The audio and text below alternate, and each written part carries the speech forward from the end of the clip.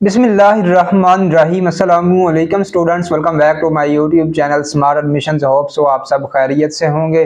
Students, आज की video में आपसे अपडेट शेयर करूंगा मैं डी फार्मेसी के स्कोप के बारे में। अगर आपको मैं बताऊंगा कि अगर आप डी फार्मेसी की डिग्री करते हैं, जो 5 साल प्रोग्राम है, तो आपको इसके डिग्री करने के बाद कहाँ कहाँ जॉब जो है वो ऑफर की जाएगी। उसके अलावा इसका एडमिशन जो है वो कहाँ कहाँ जो है वो आपको इजीली मिल जाएगा, और इसका एडमिशन का जो फीस स्ट्रक्चर है और डी फार्मेसी का जो फीस स्ट्रक्चर होता है डिफरेंट यूनिवर्सिटीज में, वो क्या होता है, इसके लिए आपको मिनिमम मेरिट जो है वो आपको कितना चाहिए होगा एडमिशन लेने के लिए, उस हवाले से तमाम इन्फॉर्मेशन आज की वीडियो में मैं आपसे शेयर करूंगा। तो अपडेट शेयर करने से पहले अगर अभी तक आपने हमारे यूट्यूब चैनल स्मार्ट एडमिशन को सब्सक्राइब नहीं किया तो इसको लाजमी तौर पर सब्सक्राइब कर लें, ताकि हमारी आने वाली तमाम एडमिशंस की, मेरिट लिस्टों की, स्कॉलरशिप्स की अपडेट्स का जो नोटिफिकेशन है वो आप तक पहुंच सके। स्टूडेंट, सबसे पहले मैं आपको इसका डी फार्मेसी का जो है वो जो स्कोप है वो बता देता हूँ। उसके बाद हम चलेंगे इसके फीस स्ट्रक्चर के बारे में और मेरिट की तरफ।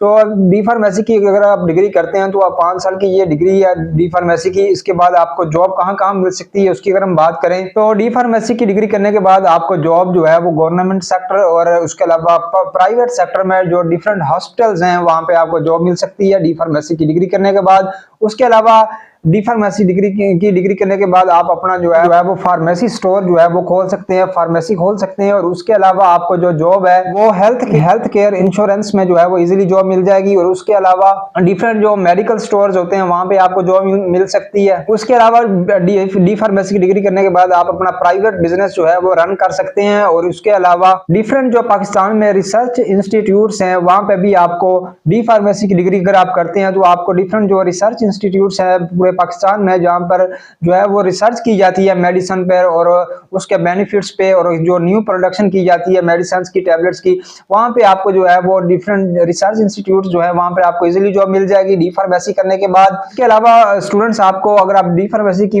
डिग्री करते हैं तो आपको मार्केटिंग कंपनीज में जो है वो एज ए मार्केटिंग मैनेजर के तौर पर भी इजीली जॉब जो है वो मिल जाएगी। और डी फार्मेसी की डिग्री करने के बाद आप जो है वो हॉस्पिटल फार्मासिस्ट के तौर पर जॉब कर सकते हैं। और उसके अलावा जो है वो एंटरप्रेन्योर के तौर पर आप अपना बिजनेस रन कर सकते हैं।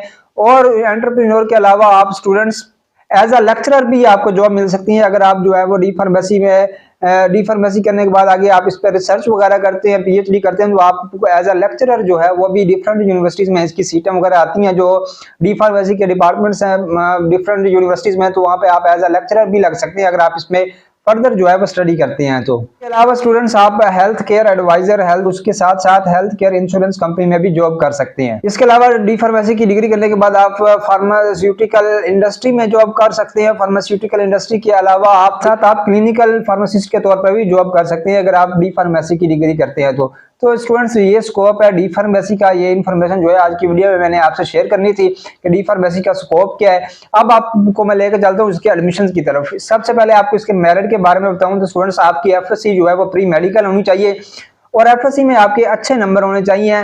जो नियर अबाउट जो है वो आपके मिनिमम भी अगर बात करूं मार्क्स एफएससी में, आप अगर आप एडमिशन लेना चाहते हैं डी फार्मेसी में, तो आपके मिनिमम मार्क्स जो हैं वो 990 से जो है वो अबव होने चाहिए। 990 से जो है वो मिनिमम आपके जो है वो मार्क्स जो है वो अबव होने चाहिए। ये आपको फार्मेसी की इवनिंग क्लासेस हैं BZU की, उसके बारे में बता रहा हूँ। यहाँ तक शायद आकर मेरिट रुके जाता है, ज्यादा ही होता है मेरिट। तो ये स्कोप है, ये जो है वो मेरिट क्राइटेरिया है डी फार्मेसी में एडमिशन के लिए BZU का। BZU में आपके एफएससी में जो है वो अगर आप BZU में एडमिशन लेना चाहते हैं तो एफएससी में आपके जो मार्क्स हैं वो 1000 से अबव होने चाहिए। अगर मॉर्निंग प्रोग्राम में एडमिशन लेना चाहते हैं, अगर इवनिंग में लेना चाहते हैं, तो फिर आपका जो 900 जो है वो 90 तक जो है मार्क्स हों तो फिर भी चल जाएंगे, आपका शायद एडमिशन हो जाए। तो इस तरह बाकी हर यूनिवर्सिटी का मेरिट क्राइटेरिया जो है वो चेंज है। IUB का मेरिट जो है वो BZU से भी थोड़ा सा हाई होता है। इसके अलावा जो डिफरेंट यूनिवर्सिटीज हैं लाहौर की, उनका मेरिट भी काफी हाई होता है। उसके अलावा IUB का ज्यादा होता है। और उसके साथ साथ जो डिफरेंट और यूनिवर्सिटीज हैं, कौन कौन सी यूनिवर्सिटीज पूरे पाकिस्तान में करवा रही है डी फार्मेसी की डिग्री, उसकी अगर बात करें तो वीवर्स स्टूडेंट्स, आप जो है डी फार्मेसी की डिग्री जनूबी पंजाब में तमाम universities, ISP institute of southern Punjab जो कि प्राइवेट सेक्टर का आधार है वो भी करवा रहा है। तो उसके अलावा आपको गवर्नमेंट सेक्टर के डिफरेंट इंस्टीट्यूट जिसमें BZU, IUB, मंसूआ है, और उसके साथ साथ और भी जितनी भी वुमेन यूनिवर्सिटी और NFC, इनमें भी जो है वो काफी जो इस तरह के मेडिकल के जो प्रोग्राम्स है वो करवाए जाते हैं। तो आप जो है वो इन प्रोग्राम्स में जो है वो एडमिशन ले सकते हैं। इसके अलावा डी फार्मेसी की डिग्री भी करवाई जाती है ज्यादातर यूनिवर्सिटीज में। तो ये हो गया इसका मेरिट। अब मैं आपको बताता हूँ इसका फी स्ट्रक्चर के बारे में। तो स्टूडेंट्स इसकी फी की बात करें तो इसमें जो है वो सालाना सिस्टम होता है, ये एनुअल सिस्टम होता है। डी फार्मेसी का 5 साल का प्रोग्राम है। इसकी जो फी होती है वो अगर हम बात करें तो सालाना फी होती है, और इसकी सालाना फी कितनी होती है उसकी अगर हम बात करें तो इसकी 1,10,15,000 जो है वो सालाना फी होती है। तो ये इसका जो है वो शेड्यूल है फी स्ट्रक्चर का। और उसके साथ साथ जो डिफरेंट हर इंस्टीट्यूट जो हर यूनिवर्सिटी है उसका जो फी स्ट्रक्चर है वो चेंज होता है, और हर यूनिवर्सिटी का जो फी स्ट्रक्चर होता है वो वेरी करता है यूनिवर्सिटी टू यूनिवर्सिटी। तो BZU का मैंने आपको बता दिया सालाना सिस्टम होता है, और हर यूनिवर्सिटी में सालाना सिस्टम होता है क्योंकि ये 5 साल का जो है प्रोग्राम है। तो पहले साल इसकी जो फी है वो 1,10,15,000 होगी, और इस तरह जो है वो हर साल जो है वो नियर अबाउट इतनी ही फी होती है। तो ये शेड्यूल है। बाकी बकाया तौर पर इसका हर यूनिवर्सिटी का जो है वो शेड्यूल आता है फीस स्ट्रक्चर का भी, वो भी मैं आपसे हर यूनिवर्सिटी का जो जैसे एडमिशन ओपन होते हैं तो वो उसमें शेयर करूंगा। तो ये मैंने आपको फीस स्ट्रक्चर भी बता दिया है, एडमिशन क्राइटेरिया भी बता दिया है, उसके अलावा स्कोप भी बता दिया है। फिर भी अगर आपका इसे कोई सवाल हो इस हवाले से तो वो भी आप कमेंट सेक्शन में पूछ भी सकते हैं। इसके अलावा स्टूडेंट्स हमारे व्लॉगिंग चैनल का लिंक आपको इसी वीडियो की डिस्क्रिप्शन में मिल जाएगा। तो इसी वीडियो की डिस्क्रिप्शन में जाकर आप हमारे व्लॉगिंग चैनल को चेक करें। अगर आपको हमारे व्लॉग पसंद आते हैं तो हमारे व्लॉगिंग चैनल को भी लाजमी तौर पर कर लें सब्सक्राइब। दुआओं में याद रखिएगा। मुलाकात होती है बहुत जल्द एक नई वीडियो के साथ। खुदा हाफिज।